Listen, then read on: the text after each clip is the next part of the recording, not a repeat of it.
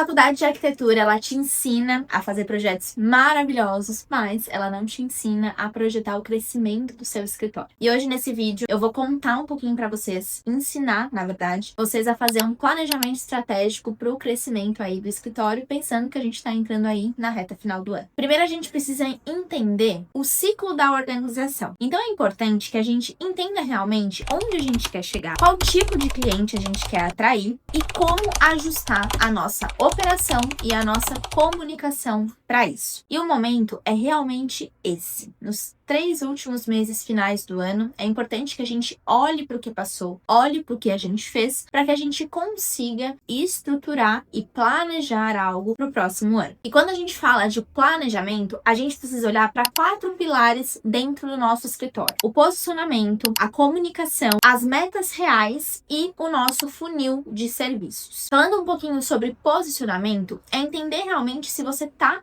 atraindo os clientes certos, está se posicionando dessa forma. É importante a gente entender, dentro do que a gente viveu nesse ano, quais foram os clientes que você fechou, qual é o perfil desses clientes, quais os tipos de projeto que você mais fechou. Isso também dá uma base de dados relacionado às métricas do próximo ano. E quando a gente fala de posicionamento, a gente fala muito hoje das redes sociais em si, né, da forma como a gente se posiciona, mas o posicionamento não é só nas redes sociais. É importante a gente se posicionar também com um cliente já desde o primeiro contato. Então, ter esse posicionamento claro, presencialmente e online, alinhados. Então, é aquilo. Não dá pra gente fingir ser outra pessoa nas nossas redes sociais. Então, é importante que isso esteja alinhado para se conectar com o teu cliente e tu conseguir visualizar se o que tu fez esse ano e atraiu também de clientes e projetos está alinhado com o posicionamento que você quer realmente alcançar. O posicionamento está muito alinhado também com o segundo pilar, que é a comunicação. Quando a gente fala de comunicação, a gente está falando aqui de todos os pontos que você se comunica com o seu cliente, seja ele presencial, nas redes sociais, mostrando um conteúdo ou numa apresentação de proposta ou de projeto. Dentro dessa comunicação, o que a gente precisa cuidar muito? Se você está se comunicando com outros arquitetos ou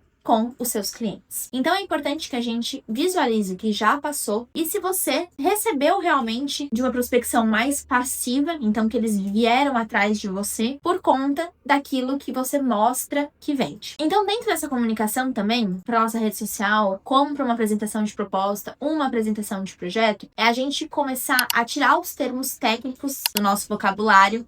Então briefing, render, são palavras, tem outras também, mas são palavras mais difíceis do cliente entender o que é. Então a gente realmente trazer uma comunicação mais clara e mostrar para ele o que ele vai receber, como que funciona o seu serviço, quais os benefícios que ele vai ter sobre isso. Quando a gente comunica aquilo que a gente vende, é importante que a gente mostre para o cliente como que a gente vai ajudar ele. Então, entender isso dentro do que passou vai fazer muito sentido. Olhar realmente para os teus clientes desse ano e visualizar. Eu realmente comuniquei aquilo que eu entreguei? Teve algum problema de comunicação, alguma falha de comunicação? Tive muito retrabalho de projeto? Então, são coisas que a gente consegue analisar em relação à nossa comunicação. O terceiro pilar está muito relacionado ao nosso funil de serviços. Hoje a gente vende projetos de arquitetura, mas o que mais a gente pode vender para o nosso cliente? Então é importante que a gente entenda que a gente não precisa vender o mesmo serviço para todo mundo. Então o projeto ele vai ser sempre muito personalizado, com certeza, mas a gente pode ter outros produtos dentro do nosso escritório que podem ser vendidos para o mesmo cliente ou para um outro cliente. É importante a gente pensar em 3 tipos de produtos,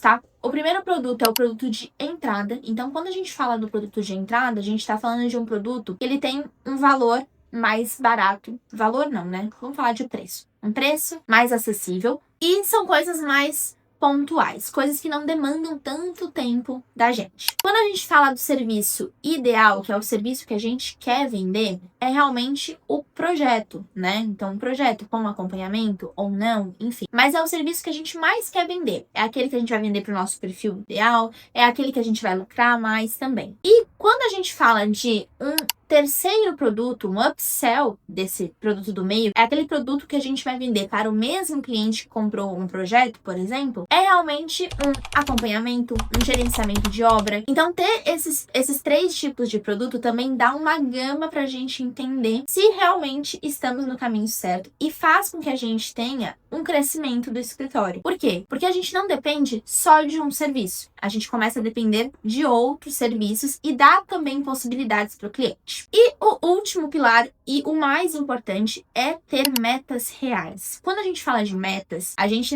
sempre tem aquela, esse ano eu quero faturar X mil reais. Porém, essa meta, ela é palpável? Tu vai conseguir alcançar ela? Isso é importante entender. E como que a gente vai entender isso? A gente vai olhar para o que já passou. Então é importante que a gente entenda, quando a gente realmente quer fazer uma meta, é ter um dado comparativo para que a gente consiga realmente alcançar essa meta. Então a gente pode olhar para faturamento, para vendas, para expansão, para equilíbrio de vida pessoal e profissional. Então a gente pode olhar para várias áreas para a gente definir algumas metas. Mas é importante que a gente sempre olhe para o que já passou. Então, quando for fazer as suas metas do próximo ano, entenda e tenha dados para basear essas metas, tá?